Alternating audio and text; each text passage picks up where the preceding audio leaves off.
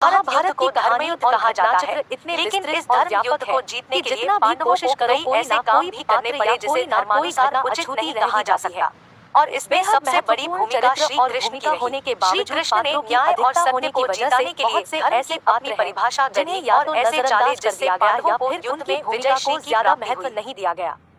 महाभारत की महागाथा पर ना जाने कितने ही सीरियल बन चुके हैं और ना जाने कितनी किताबें लिखी गई, लेकिन कम समय में ज्यादा समेटने के चक्कर में जिन जिन पात्रों के साथ न्याय नहीं किया गया उनमें से एक है विकर्ण। आप देख रहे हैं द धार्मिक रहस्य। चलिए अब करते हैं ज्ञान की बात। वीडियो में आगे बढ़ने से पहले हमारे चैनल को सब्सक्राइब कर ले और बेल आइकन दबा दे ताकि आपके पास सबसे पहले नोटिफिकेशन पहुंचे। विकर्ण महाभारत के युद्ध में शामिल एकमात्र ऐसा कौरव था जिसने आजीवन धर्म का साथ दिया। जहां प्रत्येक कौरव अधर्मी होकर अपने ही परिवार के विरुद्ध षड्यंत्र रच रहा था, वहीं विकर्ण ऐसा कौरव था जिसने अपने अन्य भाइयों के विरुद्ध जाकर धर्म स्थापना के लिए पुरजोर कोशिश की, लेकिन इसके बावजूद महाभारत की कहानी में विकर्ण को ज्यादा स्थान नहीं दिया गया।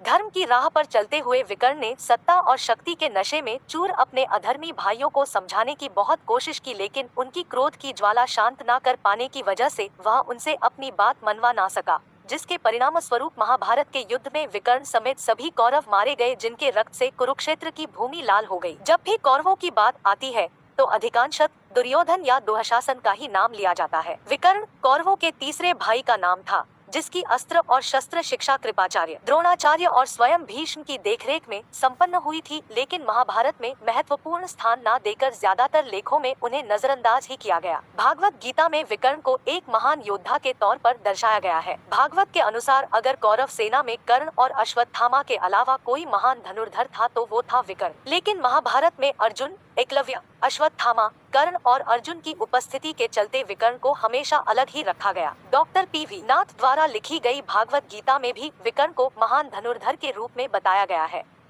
द्रोणाचार्य से शिक्षा प्राप्त करने के बाद जब उन्हें गुरु दक्षिणा का समय आया, तब कौरवों ने उनसे पूछा कि गुरु द्रोण को गुरु दक्षिणा के एवज में क्या चाहिए। गुरु दक्षिणा में द्रोणाचार्य ने कौरवों से कहा कि वे द्रुपद के राज्य पर हमला कर उसका राजपाट छीनकर उन्हें सौंप दें। गुरु के निर्देशानुसार कौरवों ने द्रुपद पर आक्रमण तो किया, लेकिन द्रुपद की सेना के आगे उनकी बड़ी हार हुई। इस युद्ध में विकर्ण भी शामिल था, जिसने हर संभव प्रयत्न कर गुरु द्रोण की इच्छा पूरी करनी चाहिए। कौरवों की हार के पश्चात द्रोणाचार्य ने पांडवों से यही गुरु दक्षिणा मांगी। पांडवों ने द्रुपद की सेना का सामना कर उसे हरा दिया और द्रोणाचार्य को उनके इच्छानुकूल गुरु दक्षिणा दी।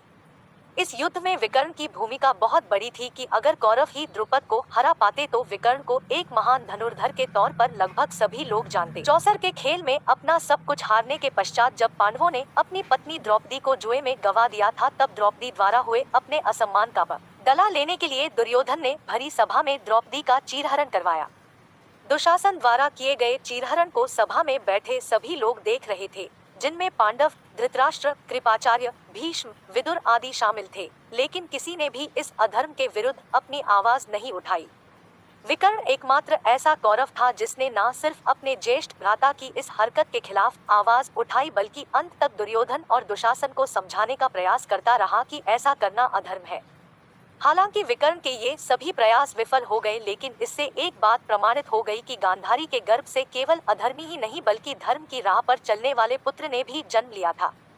महाभारत के युद्ध के 14वें दिन अर्जुन जयद्रथ को मारना चाहता था। भीम भी अपने भाई की सहायता करने के द्रोण द्वारा भेजे गए सकटवाहु का वध करने के लिए निकल गया। इसी दौरान दुर्योधन ने भीम की हत्या का दायित्व विकर्ण को सौंप दिया। चीरहरण के दौरान द्रौपदी का सम्मान बचाने की कोशिश करने वाले कौरव विकर्ण को मारने की चेष्टा भीम नहीं करना चाहता था। भीम ने विकर्ण से कहा भी कि वे इस युद्ध से खुद को अलग कर ले, लेकिन विकर्ण ने ऐसा नहीं किया। विकर्ण ने भीम से कहा कि चीरहरण के समय अपने भाई की पत्नी के सम्मान को बचाना उसका दायित्व था और अब युद्ध में अपने भाई का साथ देना भी उसका धर्म। वह अपने धर्म का साथ दे रहा है, इसलिए भीम को भी धर्म का ही साथ देकर उसके साथ युद्ध करना चाहिए। ना चाहते हुए भी भीम ने विकर्ण की बात मान ली।